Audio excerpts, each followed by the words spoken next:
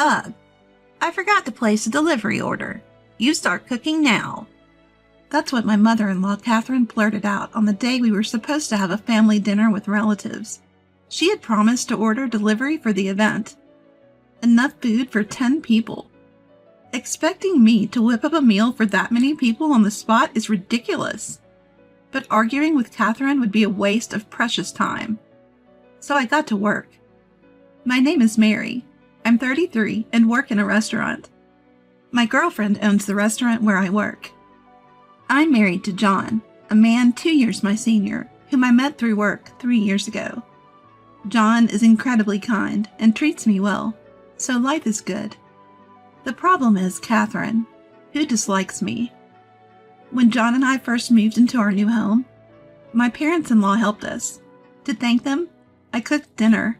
My father-in-law David praised my cooking, saying, "This is really delicious. Mary, you're an excellent cook." I was genuinely pleased and thanked him with a smile. Catherine didn't like that David praised me.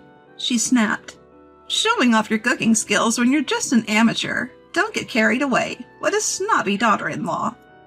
I was shocked. I had never heard such harsh words from Catherine before. From that day on, she took a dislike to me. Thankfully, we didn't interact much with the in-laws after moving because they live far away.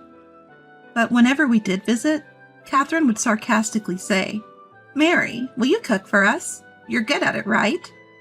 What delicious dish will you treat us to today?" I didn't want to cook in front of Catherine anymore, so I'd suggest, "Oh, I'll pass on cooking today. Should we buy something instead?" But then she'd explode. "How dare you? Who do you think you are? Just cook." So I had no choice but to cook every time.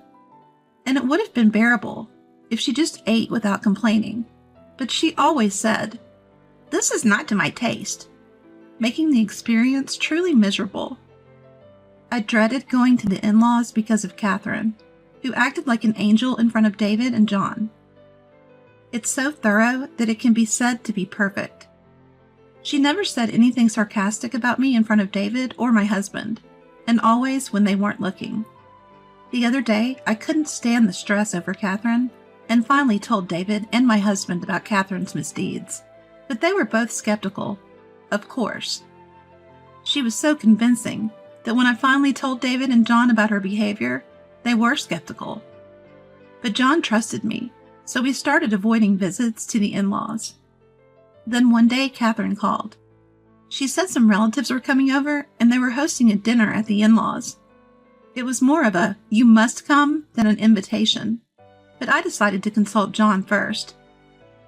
John said we didn't have to go, but one of the relatives, Henry, had been kind to us, so we decided to go for his sake. When I told Catherine, she said, "Good, we're expecting a lot of people, so I'll order delivery. I'll handle the reservations." I was relieved. If she was ordering delivery, I wouldn't have to cook. "But you'll have to help clean the house," she added. I agreed. On the day of the dinner, John and I arrived at the in-laws in the afternoon to help clean. That's when Catherine dropped the bomb. "Oh dear, I forgot to place the delivery order. What are we going to do?" I frantically called nearby restaurants that could deliver, but because it was last minute and for 10 people, they all turned us down. Time was ticking, and it was soon time to pick up the relatives. Catherine and I decided to buy some pre-made salads and chicken from a nearby supermarket, while John and David went to fetch the relatives. The moment the front door closed behind our husbands, Catherine started boiling water. To my surprise, she said, "Pre-made food is so bland. You can make everything from scratch, can't you?" Her mocking smile filled me with both anger and suspicion. "Did you intentionally forget to place the delivery order, Catherine?" I thought about it, but time was of the essence. I considered walking out, but I couldn't let down Henry and our husbands, who had gone to pick up the relatives. Reluctantly, very reluctantly, I agreed. I quickly planned a menu in my head and dashed to the local supermarket to buy ingredients. I didn't have time to compare prices. I just grabbed what I needed for the recipes that came to mind. If Catherine had intentionally skipped the delivery, she'd surely criticize me for using what was already in the house. so I even repurchased the seasonings I usually use. When I returned to the in-laws' house, laden with bags, Catherine was leisurely sipping coffee in the living room. "My, you've bought a lot. I'm sure you'll make us lots of delicious dishes. What's with that face? I'm letting you use my kitchen, so get cooking." I was infuriated by her tone that I considered dropping everything and leaving. But I swallowed my anger and started cooking, not for Catherine, but for Henry and the other relatives. As I hurriedly prepared the meal, Catherine would occasionally come in to criticize my taste, my presentation, and more. When I asked where certain kitchen tools were, she just laughed and didn't tell me. If I found them myself, she'd say, "You're rummaging through my kitchen like a common thief." I was furious, but time was running out, so I focused on cooking. Finally, the meal was ready. I looked at the clock. The husbands would be back in less than 10 minutes. I felt a sense of relief, but then Catherine came over to inspect the dishes. "I'm so glad you made it in time. I was worried we wouldn't have anything to offer our guests." She laughed, implying that I was slow and inefficient. I was about to say, "The whole reason we're in this mess is that you didn't order delivery," when she clapped her hands and looked at me with a smile. "Well, you've served your purpose. You can leave now." I was stunned. Not a single word of thanks? And now this? Catherine let out an exaggerated sigh and shook her head as I stood there speechless. "Do you even know what today is? It's a day for our family to gather and eat. It would be strange for you, a daughter-in-law, to be there. You're an outsider. Were you planning to eat with us? How presumptuous." I had a lot to say, but it all vanished. I couldn't waste another second on this woman. "Understood. I won't come back again." As I prepared to leave, Catherine watched me with a malicious grin. I texted my still absent husband and left the in-laws' house without looking back, heading home. I asked my husband to convey my thanks to Henry and told him I would never visit the in-laws again. My husband, now aware of the situation, was furious but agreed for Henry's sake. 3 hours later, Catherine called. I ignored it, but she kept calling, so I blocked her number. Then my husband called. First, he confirmed that he'd thanked Henry, which was a relief. He then told me what happened after I left. Catherine explained my absence to the arriving relatives as a sudden illness. She then served the dishes I'd prepared, claiming them as her own. My husband, who knew the truth, was furious, and David also realized that the food was unlike Catherine's usual fare. He tries desperately to pursue Catherine in front of his relatives. Henry took one bite and immediately said, "This tastes like Wilson's restaurant. You're saying you made this?" Catherine stumbled over her words as Henry grilled her on the ingredients and the dish names. Finally, she admitted, "Actually, I forgot to place the delivery order, so I had it delivered from that restaurant." But then another relative chimed in, "That restaurant doesn't do delivery." Cornered, Catherine finally snapped, "Fine, I apologize for serving food from such a cheap restaurant." Henry and the others were stunned. "That's a high-end restaurant we only go to on special occasions," Henry retorted.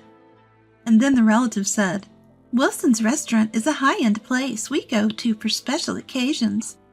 And didn't you know Mary is training there to take over from her grandfather?" Catherine had mocked me as an amateur cook, but I'd been working as a chef at a high-end restaurant. I may not yet be on par with my grandfather, a master chef with 15 years of experience, but I certainly know more about cooking than Catherine. I had clearly told her where I worked and that it was my grandfather's restaurant. Her mistake likely came from confusing it with similarly named local restaurants. My grandpa's restaurant had been a local favorite for years. There are a few other places around here that have also adopted the chef in their names, trying to ride on its coattails. You'll find places like Wallace's restaurant and Watson's restaurant, so maybe that's why Catherine got confused. In today's world, you can find all sorts of information online, but my grandpa despises media attention and turns down all TV interviews. The restaurant doesn't even have a website, Reservations are only taken over the phone, so it must have been hard for Catherine to find it. She heard from relatives that they dined there a few times and muttered, "I thought Mary was just a waitress at some small restaurant." Catherine was ready to laugh it off, but then Henry shifted the focus to me. "Is Mary okay? I heard she's not feeling well. She shouldn't be cooking for all these people if she's sick." "Exactly, Catherine. Did you force a sick Mary to cook? Why isn't she resting in her room? Did you really just make her cook and then send her home?" As the questions piled on, Catherine seemed to break into a cold sweat. That's when my husband showed everyone the message I'd sent before coming home, revealing Catherine's harassment. The relatives were outraged.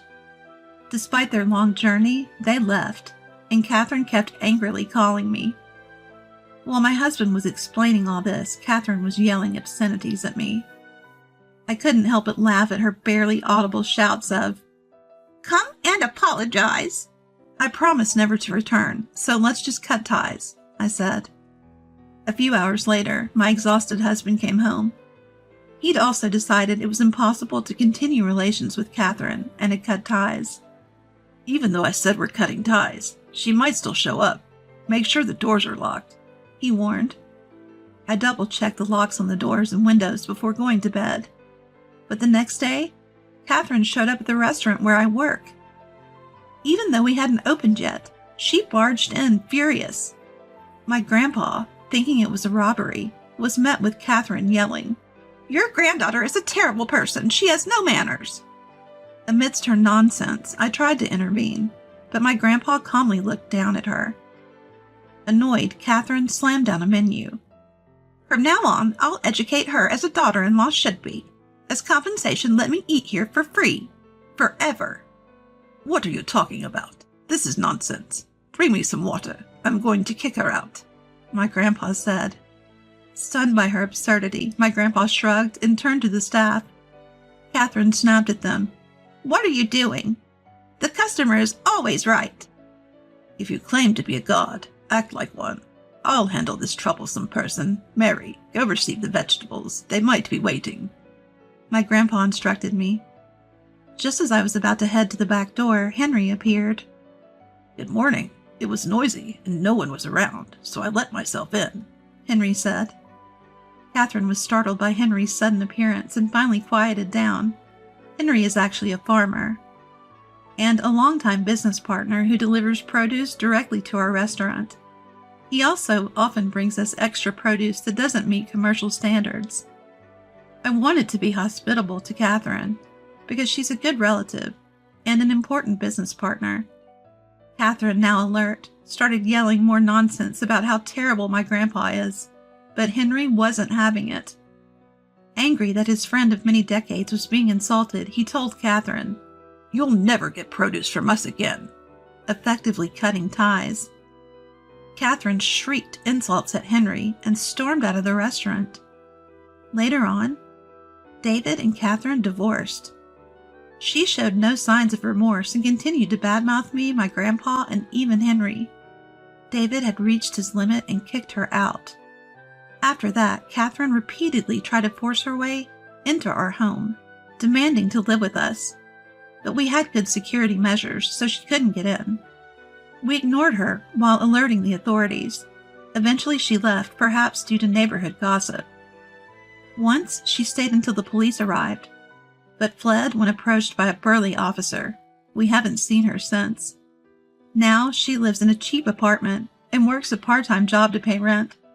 She keeps complaining about how miserable she is, making it hard for her to fit in at work. She's struggling with her new job since she's always been a homemaker, and seems to be under a lot of stress. She's barely making ends meet, and has been asking relatives for money, but everyone is ignoring her. All her voicemails and messages go to my husband's phone, which we've set to block her calls. Life has been peaceful since. 6 months later, I found out I was pregnant. Maybe it's because the stress from Catherine is gone. But my husband David and my family are all thrilled and eagerly awaiting the new addition to our family.